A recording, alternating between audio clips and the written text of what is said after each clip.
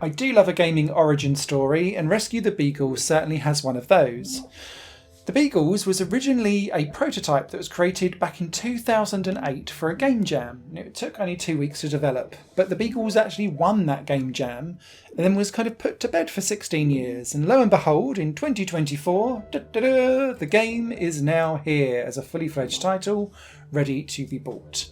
And whilst you might sneer perhaps at some of the graphical stylings of this game, this absolutely has that just one more go itch that all good action arcade games have.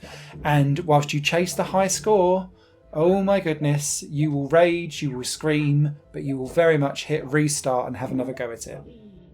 The unique spin here for Rescue the Beagles is that each level is consisting of 3 or 4 parallax platforming planes that you can move between, going forward and backwards into the back and foreground, depending on where it is that you need to go to collect said beagles or power-ups. Your character has terrible fall damage and will quite easily die on most things, and so what you have to do is work out where the 2 planes are closest together so that you can then get up or down as best as possible without hurting yourself. And you can then start to collect pickups such as ropes and parachutes to then make jumps or climbs much further than what your character can actually physically withstand. Because at the very beginning of this game, you will keep on dying over and over and over and over again when you forget that your character is an absolute wimp and will just die as soon as they fall more than their body width pretty much. This is key because whilst the 4 different planes all move at different paces, sometimes like enemies, if you're moving across, one will touch the other, so you need to kind of jump over their head or wait until like they go up a little bit of hill so that your head doesn't touch their foot, for example.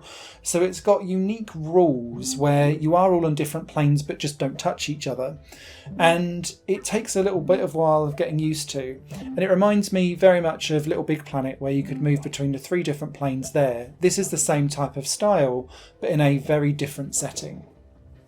The other thing that you can collect alongside ropes and parachutes are bats, and these act as projectiles so that you can then throw them at various different enemies that are like doctors who are picking up the beagles to then take them away, so that you can then stop them from being stolen.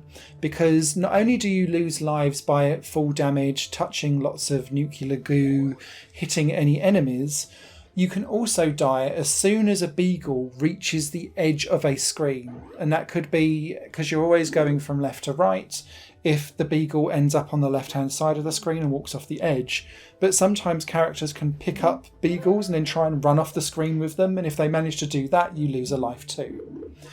Everything is procedurally generated, so you'll get different colours, different layouts, different weather effects. Sometimes you'll also have water in there too, which is great because you don't have fall damage if you dump from the top down into the water, but then you're slower when you're trying to swim around. So sometimes it can be like the lesser of 2 evils to dive into the water, but you just need to make sure you've got enough time to kind of get back onto land and get going again. And every time you complete a level, your character can be upgraded. Now this could be their walk or swim speed. It could be that you create an aura, which means that the beagles sniff you out and come to you all lovey-dovey, wanting to be collected. It could be that actually the radioactive goo doesn't become fatal to you and just does in 75% of your health damage, for example.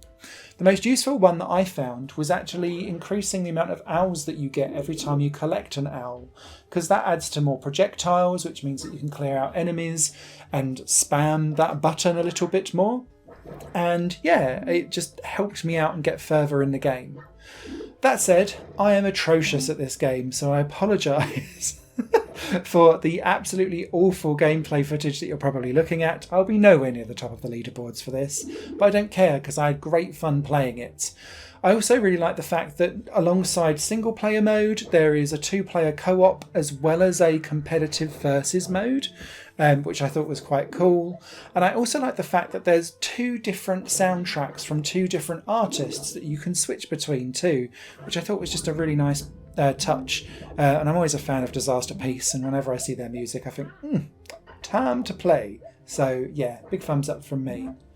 This game looks extremely unassuming, but it has absolutely got that just one more go itch that all action arcade classics have.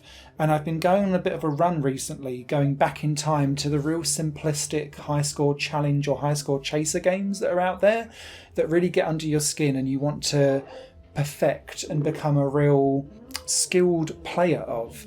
And Rescue the Beagles ticks all of those boxes for me. And yeah, I'm looking forward to seeing exactly how everyone does on the Steam leaderboards, because I'm sure you'll be well above me.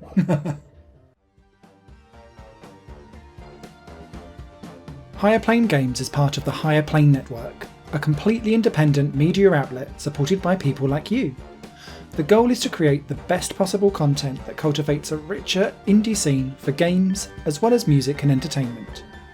To find out more and to get involved, visit patreon.com/Higher Network. Your support makes all the difference, and in return you'll gain access to bonus content and downloads. Thank you for watching.